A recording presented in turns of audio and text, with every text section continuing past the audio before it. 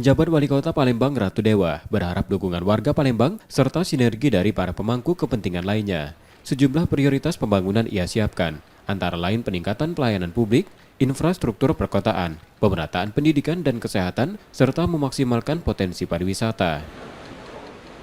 Bicara tentang skala prioritas program, pertama pelayanan publik.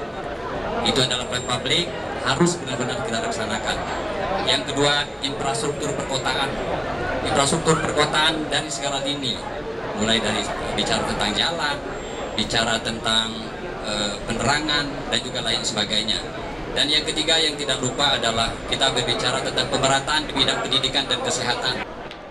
Sementara itu, mantan Wali Kota Palembang Karnujoyo yakin penjabat Wali Kota dapat mengemban amanah dengan baik.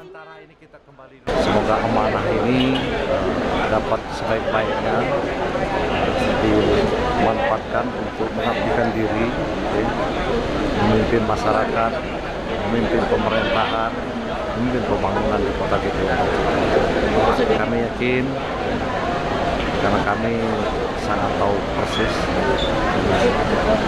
saudara Dewa, dan selama ini cukup lama bergaul dengan kami, dia akan lebih mampu, akan lebih baik ya, untuk memimpin kota Palembang ke depan. Jelang pemilu dan pilkada 2024, para penjabat bupati dan wali kota yang dilantik diminta menjaga netralitas dan stabilitas politik. M. Rizky Nurmizan, Kompas TV, Palembang, Sumatera Selatan.